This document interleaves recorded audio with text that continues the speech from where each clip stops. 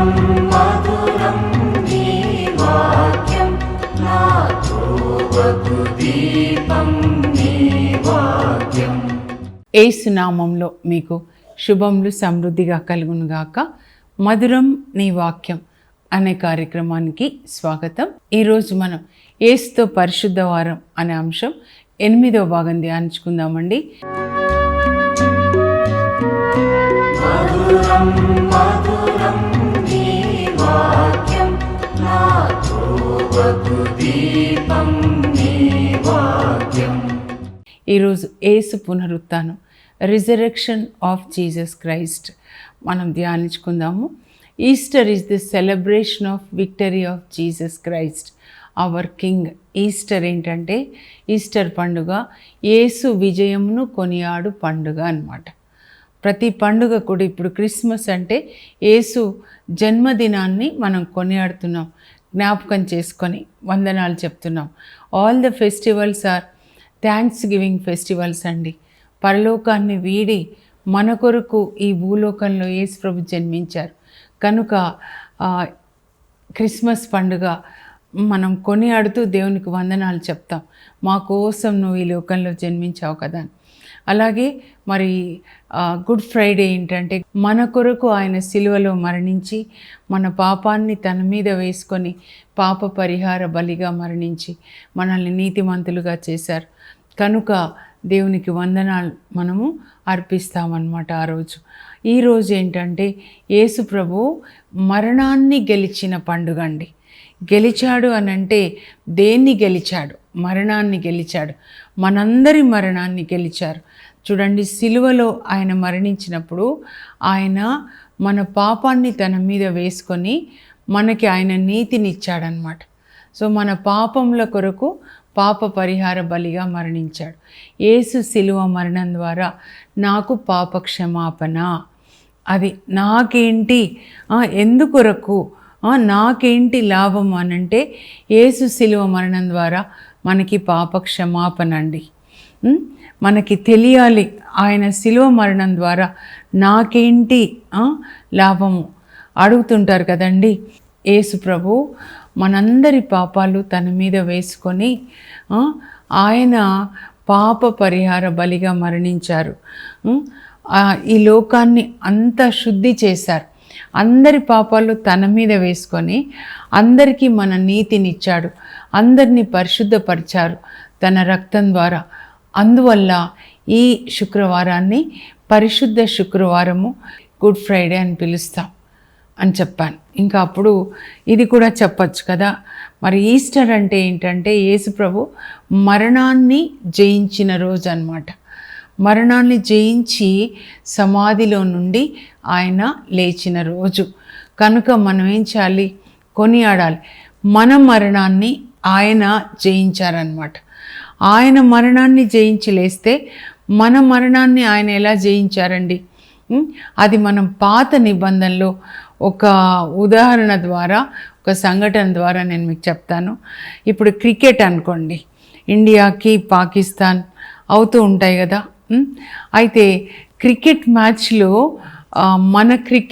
మన team, Indian team గెలిచారనుకోండి, అప్పుడు మనం ఎట్లా సెలబ్రేట్ చేస్తామండి? కొన్నిసార్లు అర్ధరాత్రిలో వినిపిస్తూ ఉంటుంది. అలా రాత్రిలో గెలిచారనుకోండి, ఇంకా క్రాకర్స్ కాలుస్తూ ఉంటారు, టపాకాయలు కాలుస్తూ సెలబ్రేట్ చేస్తూ ఓ అని అనమాట. అంటే మరి గెలిచింది ఇండియా, కానీ ఆడింది ఎవరండి? ఆడింది ఆ టీం మాత్రమే. 11 మంది ప్లస్ ఉంటారేమో టీం. ఆడి గెలిచింది వాళ్ళైతే సెలబ్రేషన్ మనం చేస్తున్నాం. అలాగే యేసు ప్రభు సిలువలో సైతాన్ని ఓడించాడండి. ఆ తర్వాత మరణాన్ని గెలిచాడు, సైతాన్ని గెలిచాడు. స్త్రీ సంతతిని తల చితగొడుతుంది. ఆయన సైతాన్ని జయించాడు, ఆ తర్వాత మరణాన్ని కూడా జయించాడు అనమాట. ఆ మరణం కూడా మరి సైతాన్ నుంచి వచ్చేదే కదా, జయించాడు. దాన్ని మనం సెలబ్రేట్ చేస్తామన్నమాట. ఎలాగో మనం చూద్దామండి ఒక్కొక్క వాక్యం ద్వారా బైబిల్ గ్రంథం ఏం చెప్తుంది అని. ముందుగా పాత నిబంధన మనం చూద్దాము. 1వ సమూయేలు గ్రంథం 7వ అధ్యాయంలో అక్కడ ఇజ్రాయెల్ ప్రజలకి మరి ఫిలిస్తీన్లకి యుద్ధం అండి. వీళ్ళు ఒక కొండ మీద ఉంటారు, వీళ్ళు ఒక కొండ మీద ఉంటారు అనమాట. ఈలా అనే వ్యాలీ ఉంటుంది మధ్యలో. అయితే ఫిలిస్తీన్ల వైపు ఒక పెద్ద ఆయన ఉంటాడు, జైంట్ అనమాట. గోలియాత్ 9 అడుగుల ఎత్తు ఉంటాడు. ఒకరు పెద్ద షీల్డ్, దాన్ని డాల్ పట్టుకొని ఉంటారు, ఈయనేమో కత్తి పట్టుకొని ఈటె పట్టుకొని ఉంటాడనమాట. 40 రోజుల నుంచి సవాల్ చేస్తున్నాడు ఈ గొలియాత్. ఎవరిని? ఇజ్రాయెల్ సైన్యాన్ని. సౌలు అక్కడ రాజుగా ఉంటాడు. దావీదు 17 సంవత్సరాల వయస్సు. వాళ్ళ అన్నయ్యలు ముగ్గురు కూడా సైన్యంలో సైనికులని. వాళ్ళ నాన్నగారు అన్నయ్యలకి మాంసము, రొట్టెలు అన్నీ, ఎండు ద్రాక్షలు అన్నీ పంపిస్తారు. రాజుగారికి కూడా జున్ను ముక్కలు అన్నీ పంపిస్తారు. పాపం యుద్ధం చేస్తున్నారు కదా తన ముగ్గురు కొడుకులు, ఎలా ఉన్నారో కనుక్కొనిరా అంటే, అలాగే నాన్నని దావీదు వస్తాడు. వచ్చేసరికి ఈయన సవాల్ చేస్తాడనమాట గొలియాతు. మీలో ఎవరు లేరా? నేను మనగాడుని కాదా? ఇదిగో మీకు మాకు అందరూ యుద్ధం చేసే అవసరం లేదు. నేను ఫిలిస్తీన్ల తరఫున ఇక్కడ నిలబడ్డాను, మీరు ఇజ్రాయెల్ తరఫున ఒక్కరిని ఎన్నుకొని ఆ ఒక్కరిని పంపించండి నాతో యుద్ధం చేయడానికి. ఒకవేళ మీ పక్షంన ఎన్నుకున్నవాడు గెలిస్తే మేమందరము కూడా మీకు బానిసలు అవుతాం. ఒకవేళ నేను గెలిస్తే మీరందరూ మాకు బానిసలు కావాలి. యుద్ధము 2 సైన్యాల మధ్య వద్దు, 2 వ్యక్తుల మధ్య 1-to-1 బ్యాటిల్ అని సవాల్ చేస్తాడండి. అప్పుడు ఈ దావీదులో ఉన్నటువంటి అభిషేకం, పరిశుద్ధాత్మ అభిషేకం, దావీదుని సమూవేలు ప్రవక్త అభిషేకిస్తాడనమాట తైలం పోసి. అగ్ని అభిషేకం ఆయనలో రగులుకుంటుంది. ఈ సున్నతి సంస్కారం లేని ఫిలిస్తీయుడు యావే సైన్యంను తృణీకరించుటయా, తులనాడుటయా అని చెప్పి రాజుతో మాట్లాడి, నేను వెళ్తాను మహారాజా అని చెప్తాడనమాట. నేను గొర్రెలు కాచేటప్పుడు సింహం వచ్చినప్పుడు, సింహం ఒక గొర్రెపిల్లని మింగేస్తే సింహాన్ని చీల్చేసి గొర్రెపిల్లని నేను కాపాడాను. తోడేళ్ళు వచ్చినప్పుడు తోడేళ్ల నుంచి కాపాడాను. ఆ సింహం మీద, తోడేళ్ల మీద జయమిచ్చిన దేవుడు ఇప్పుడు నాకు ఈ గొలియాతు మీద కూడా జయమిస్తాడు అని చెప్పి గొలియాతుని సవాల్ చేస్తాడండి. నువ్వైతే కత్తితో, ఈటెతో, బాకుతో వస్తున్నావు, నేనైతే మా సైన్యములకు అధిపతి అయిన యావే పేరు వస్తున్నాను. యావే నేడు నేను నా చేతిలో పెడతాడు, ఈ యుద్ధము యావేది కాసుకో అని చెప్పి ఒక్క రాయి తీసుకొని వడిసెల్లో పెట్టి గిర్రున తిప్పి కొడితే గొలియాతు నొస చీల్చుకొని లోపలికి వెళ్ళిపోతుంది. అప్పుడు తాటి చెట్టు పడ్డట్టు కింద పడతాడు. అప్పుడు పరిగెత్తుకుంటూ వెళ్ళి దావీదు ఆ గొలియాతు చేతిలోంచే కత్తి తీసుకొని గొలియాతుని పొడిచి తల నరికేసి ఆ తలను తీసుకొని వెళ్తాడండి సౌలు దగ్గరికి. అప్పుడు వాళ్ళకి భయం వేస్తుంది ఫిలిస్తీయ సైన్యానికి. వాళ్ళు పారిపోతుంటే ఇజ్రాయెల్ సైన్యము వాళ్ళని తరిమి కొట్టి వాళ్ళ కొల్ల సొమ్మంతా పంచుకుంటారనమాట. దావీదు ఏ విధంగా గొలియాతును జయించాడో అలాగే యేసుక్రీస్తు సిలువ పైన సాతాన్ని జయించాడనమాట. కొలోసి 2వ అధ్యాయంలో 14 నుంచి మనం చూస్తే, వ్రాతపూర్వకమైన ఆజ్ఞల వలన మనకి విరుద్ధంగా ఉన్న పత్రాన్ని ఆయన మేకులతో సిలువకి కొట్టి మన పాపాలన్నీ కూడా క్షమించాడు. ఆయన సిలువలో అధికారులను, ప్రధానులను నిరాయుధులని చేసి వారిని బంధించి విజయయాత్రలో నడిపించి మనకి బాహాటంగా వేడుకకి కనపరిచారు అని వ్రాయబడి ఉందండి.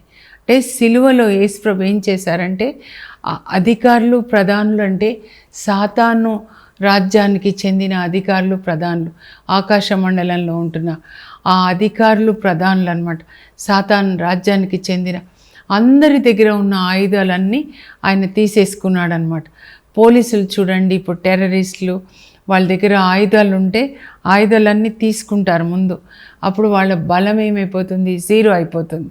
సో సాతాను కూడా ఏమేమి ఆయుధాలు వాడతాడో, హత్యలని, వ్యభిచారం అని, దొంగతనాలు, ఆత్మహత్యలు, మోసాలు, రకరకాల ఆయుధాలన్నీ కూడా యేసుప్రభు తీసుకొని ఆ దుష్టశక్తులన్నింటినీ కూడా ఆయన బంధించేసి విజయయాత్రలో నడిపించి మనందరికీ బాహాటంగా వేడుకకి కనపరిచాడంట. ఒక రాజు చూడండి, శత్రురాజుని ఆయన ఓడించినప్పుడు ఆ రాజుని బంధించి వీధులలో అలా నడిపించుకొని పోయి అందరికీ చూపిస్తారు, ఈ రాజుని నేను జయించాను చూడండి అని. అలాగే యేసు ప్రభు సిలువలో సాతాను తలని చితగ్గొడతాడండి. అందువల్ల సమాప్తమైనది అని కూడా యేసు ప్రభు అంటారు. ఏం సమాప్తమైనదంటే సాతాను కృత్యములను లయం చేయట సమాప్తమైనది. 1 John 3:8లో రాయబడినట్లుగా son of man has come in order to destroy the works of the devil.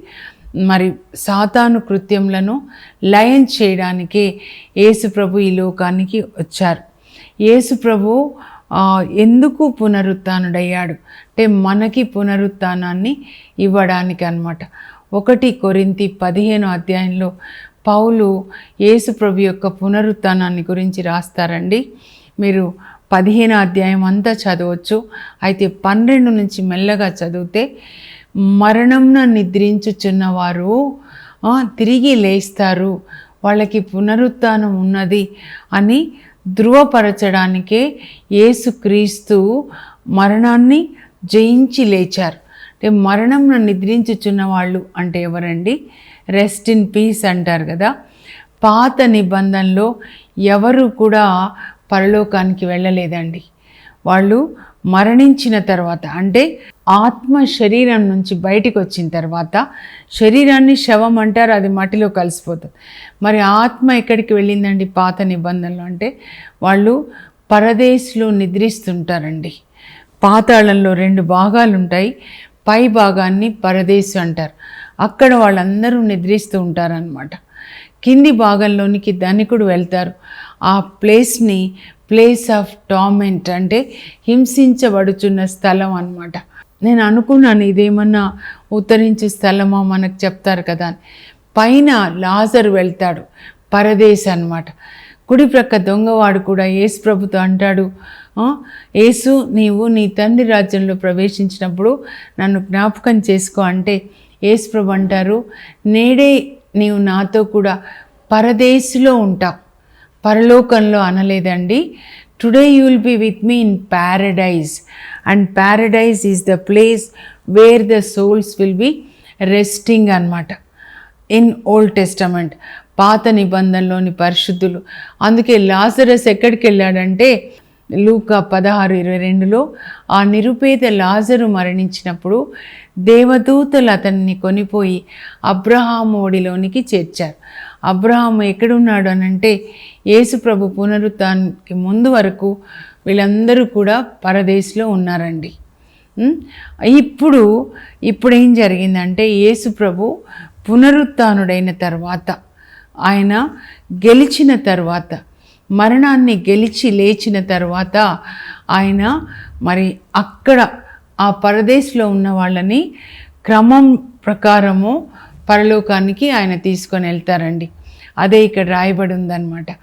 1 కొరింథీ 15లో 12 నుంచి మీరు మెల్లగా చదవండి. ఒక మనిషిని అవిధేయత మూలముగా మరణం ఈ లోకంలోనికి వచ్చింది. అంటే ఆదాము అవిధేయించాడు దేవునికి. ఆ చెట్టు పండు తినొద్దు అంటే తింటాడు, అవ్వ తింటుంది, ఆదాము కూడా తింటాడు. ఆ ఒక్క మనిషిని అవిధేయత మూలంగా మరణం ఈ లోకంలోనికి వచ్చింది. మరి యేసుక్రీస్తు అను ఒక మనిషిని విధేయత మూలముగా పునరుత్థానం, జీవం యొక్క పాలన, జీవపు పాలన ప్రారంభమై పునరుత్థానం ఈ లోకంలోనికి వచ్చిందనమాట. కనుక మనము ఆయనతో పాటు మరణిస్తే ఆయనతో పాటు లేస్తాం. రోమా 6 చదవాలండి. బాప్తిస్మం అంటే ఏంటి అంటే, బాప్తిస్మం అంటే మనం మరణించడం. దేనికి మరణించడం అంటే పాపానికి మరణించడం అన్నమాట. ఇప్పుడు కూడా నేను ఒక చిన్న ఉదాహరణ ద్వారా చెప్తానండి. ఆదికాండం 7వ అధ్యాయంలో దేవుడు మరి నోవాతో మాట్లాడతారు. మనుషులంతా పరమ దుష్టులైపోయారు, ఒకరినొకరు హింసించుకుంటున్నారు.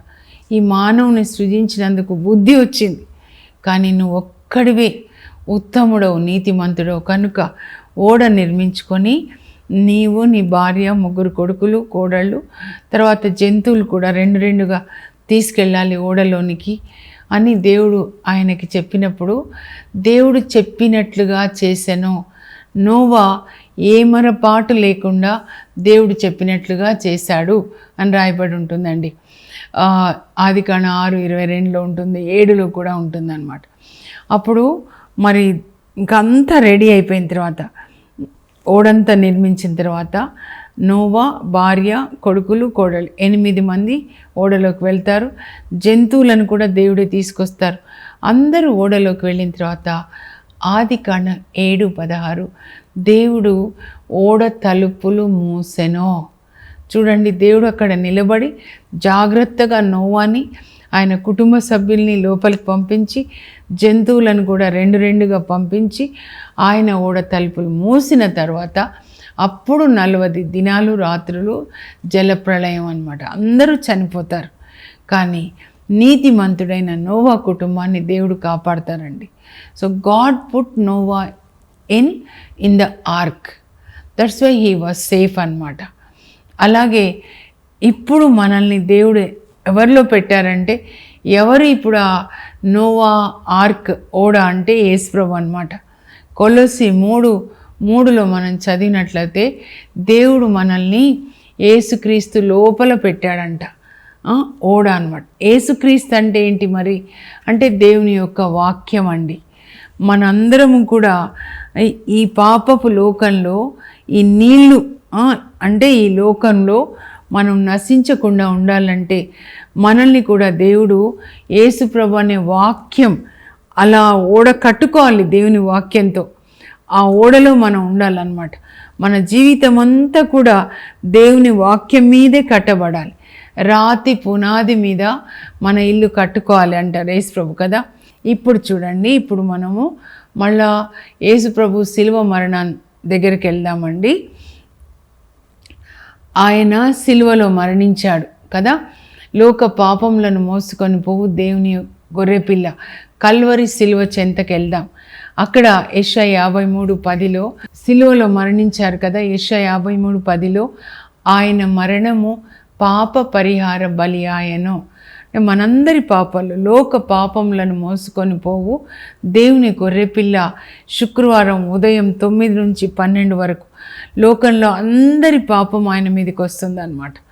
అందువల్ల అందరి పాపం ఆయన మీదకి వచ్చినప్పుడు ఆదాం దగ్గర నుంచి అక్కడంతా చీకటి కమ్ముకుందంట. అయితే తండ్రి దేవుడు మనల్ని ఎక్కడ పెట్టారంటే నోవాని ఓడలో పెట్టినట్లుగా కొలొస్సీ 3:3 ప్రకారం మనల్ని యేసుక్రీస్తు లోపల పెట్టేశారనమాట. అంటే ఆయన లోపల, ఆయన వాక్యం లోపల మనం ఉన్నాం. అప్పుడు రోమా 6:5 ఏం రాస్తారంటే, మీరు క్రీస్తుతో పాటు మరణించి ఉన్న ఎడల, మీరు ఊహించుకోండి యేసు ప్రభు లోపల మీరున్నారు.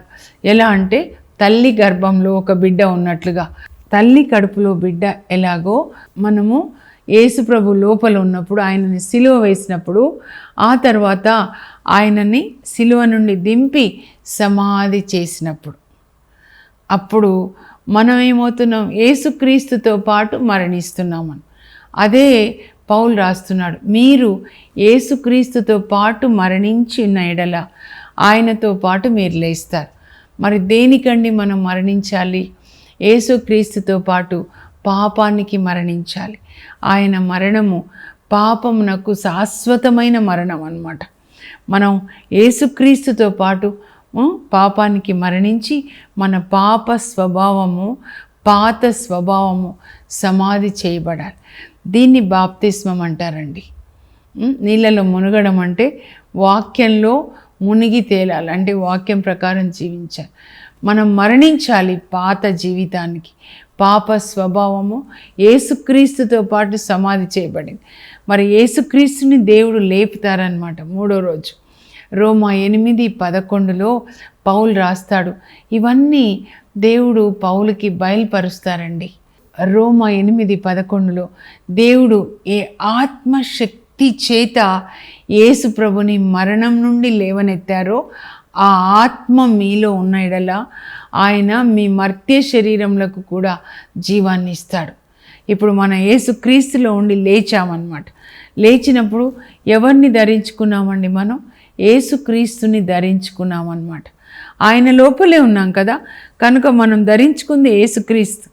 అందువల్లనే పౌలు అంటాడు, ఇక జీవించున్నది నేను కాదు, క్రీస్తే నా యందు జీవిస్తున్నాడు అని. ఇంకా మనం కాదండి, happy Easter, Christ has risen అంటే నాలో క్రీస్తు లేచాడు అనమాట. ఇప్పుడు నేను ఆయనను ధరించుకున్నాను. ఏంటి అంటే ఆయన యొక్క నీతిని అండి. దేవుని రాజ్యం అంటే తినుట త్రాగుట కాదండి. తిని త్రాగే రాజ్యం సాతాన్ రాజ్యము అవినీతి రాజ్యం అండి, చీకటి రాజ్యం అండి. కానీ దేవుని రాజ్యం అంటే నీ లోపల యేసుప్రభు ఉన్నాడంటే ఆ రాజ్యంలో ఎవరు ఉంటారండి? ముఖ్యంగా రాజు ఉంటాడు. ఈ పరలోక రాజు వచ్చాడు కదండి. పోయిన ఆదివారం రోజున పామ్ సండే రాజు ఎక్కడికి వచ్చాడు? యెరూషలేంలోకి, అంటే నా హృదయంలోనికి వచ్చాడనమాట. పరలోక రాజు, రాజులకు రాజు, యూదులకు రాజు, ప్రభువులకు ప్రభు, శాంతికరుడైన రాజు. ఇదిగో నీ రాజు వస్తున్నాడు, నువ్వు సంతోషంగా ఉండు. నా రాజు ఇప్పుడు నాలోనికి వచ్చేసాడనమాట. ఇప్పుడు నా రాజు యొక్క నీతిని నేను ధరించుకుంటాను. ఈ పరలోక రాజు ఎలాంటి రాజు అండి? ఆయన నీతికి రాజు, శాంతికరుడైన రాజు అన్నమాట. ఆయన ప్రేమకు రాజు, ఆయన కరుణకు రాజు అన్నమాట. ఆయన యొక్క నీతిని, ఆయన యొక్క ప్రేమను, కరుణను, న్యాయాన్ని, క్షమను ధరించుకొని ఇప్పుడు మనం ఎలా జీవించాలి అంటే ఆయనకి సాక్షులుగా జీవించాలి. సెయింట్ ఫ్రాన్సిస్ ఆఫ్ అసిసీని చూస్తే యేసు ప్రభువే ఈయన అనుకునేవాళ్ళంట. అంత పరిశుద్ధత, ప్రేమ, కరుణ. సెయింట్ ఎలిజబెత్ ఆఫ్ హంగేరీ చూస్తే అమ్మ ఇంత కరుణనా? అవును, ఆమె యేసుప్రభు యొక్క శిష్యురాలండి అని. అంత కరుణ, రోజుకి 900 మందికి అన్నం పెడుతుంది. రోగులకి, కుష్ఠరోగులకి కట్టి వాళ్ళ కోసం ఒక హాస్పిటల్ కట్టించి, లెప్రసేరియం, వాళ్ళకి సేవ చేస్తుంది. అనాథలకు ఒక అనాథ శరణాలయాన్ని కట్టించి రోజు 900 మందికి అన్నం పెడుతుంటే ఒక మహారాణి ఇంత కరుణ ఎలా కలిగి ఉంది? ఆమె కాదండి కలిగి ఉంది, ఆమె లోపలున్న యేసు ప్రభు ఆమె ద్వారా ఒక నదిలాగా ప్రవహిస్తున్నారు. ఏంజిల్ ఆఫ్ మర్సీ ఆ టైంలో అన్నమాట, 13వ శతాబ్దంలో. ఆ టైంలోనే సెయింట్ ఫ్రాన్సిస్ ఆఫ్ అసిసీ, సెయింట్ క్లారమ్మ, వీళ్ళందరూ యేసు ప్రభుకి సాక్షులుగా జీవించారండి. మనం కూడా యేసు ప్రభు నీతికి సాక్షులుగా, ప్రేమకి సాక్షులుగా, కరుణకి, క్షమకి, న్యాయానికి 5 వేలు గుర్తుపెట్టుకొని సాక్షులుగా జీవించాలి. యేసు ప్రభు అంటే మన నోటితో చెప్పే అవసరం లేకుండా మనం పనిచేసే చోట కూడా ఎంత పంక్చువల్ అండి, ఎంత నీతి అండి. డబ్బు విషయంలో కానీ, పేదవాళ్ళకి మనం సాయం చేసినప్పుడు ఎంత కరుణ అండి. అసలు ఆ యేసు ప్రభు ఎంత గొప్ప దేవుడో అని అనుకునేవాళ్ళు అంట ఈ పునీతులందరినీ చూసినప్పుడు అన్నమాట. ఎంత కరుణ, ఎంత ప్రేమ. ఆయన ప్రేమకి సాక్షులుగా మనం జీవించాలి. అందుకే కొలొస్సీ 3 మనం ధ్యానించుకుందాము. మీరు క్రీస్తుతో పాటు మరణించారు, క్రీస్తుతో పాటు మీరు లేచారు. ఇప్పుడు మరణించడము పాపానికి, లేవడము ఆయన నీతికి, ప్రేమకు సాక్షులుగా లేచారు. కనుక మీ హృదయాల్ని ఇచ్చట భూమి మీద ఉన్న వస్తువుల మీద కాక పరలోకమందలి వస్తువుల వైపునకు మరల్చండి. మీ మనస్సులు పరలోకం వైపు తిప్పండి. అంటే ఇక్కడ మీ హృదయంలో, ఇక్కడ మీ మనస్సులో పరలోకంలో ఉన్న వస్తువులు ఏంటండి? తండ్రి, కుమార, పరిశుద్ధ ఆత్మలు, వాళ్ళు చెప్పినటువంటి ఆజ్ఞలు, ఈ యేసు రాజు చేసిన ఈ యొక్క శాసనాల్ని మనం పాటించాలన్నమాట. ప్రార్థన చేసుకుందాం. పరలోకపు మా తండ్రి, మీ పరిశుద్ధ నామమునకు స్తోత్రం కలుగును గాక. మీరు మమ్మల్ని ఎంతో ప్రేమించి మీ ఏకైక కుమారుడు యేసు ప్రభుని మాకు ప్రసాదించారు. ఆయన పరలోక రాజ్యాన్ని గురించిన సూత్రాలన్నీ కూడా, పరలోక రాజ్యాంగాన్ని మాకు బోధించారు. దయామయులు ధన్యులు, వారు దయను పొందెదరు. మీ పరలోక తండ్రి వలె మీరు కనికరాన్ని కలిగి ఉండండి. హృదయశుద్ధి గలవారు ధన్యులు, వారు దేవుని దర్శింతురు. శాంతి స్థాపకులు ధన్యులు, వారు దేవుని కుమారులని పిలువబడతారు అని దేవుని రాజ్యంను గురించిన సూత్రాలు, శాసనాల్ని బోధించి మా కొరకు సిలువలో మరణించారు. యేసయ్య, మీ సిలువ మరణం ద్వారా మాకు పాపక్షమాపణ, మా పాపాల్ని మన్నించారు. మరి మీరు పునరుత్థానులవుట ద్వారా మా మరణాన్ని మీరు డిస్ట్రాయ్ చేసి మీరు పరలోకానికి వెళ్ళడం ద్వారా మాకు పరలోకాన్ని తెరిచారు. ప్రభా, మీకు వందనాలు. మరలా మీరు రాబోతున్నారు మమ్మల్ని తీసుకొని వెళ్ళడానికి. మేము మీ రెండవ రాకడ కొరకు వేచి ఉండే ఒక పెళ్లి కూతురు పెళ్లి కొడుకు కొరకు ఎలా వేచి ఉంటుందో అలా పరిశుద్ధమైన కన్యకలాగా మీ కొరకు వేచి ఉండే కృప మాకు దయచేయండి. యేసు పరిశుద్ధ నామంలో అడుగుచున్నాం తండ్రి, ఆమెన్. యేసు ప్రభు మన మరణాన్ని గెలిచారండి, కనుక మనం దాన్ని సెలబ్రేట్ చేసుకోవాలి. Happy Easter once again. God bless you. Have a blessed day.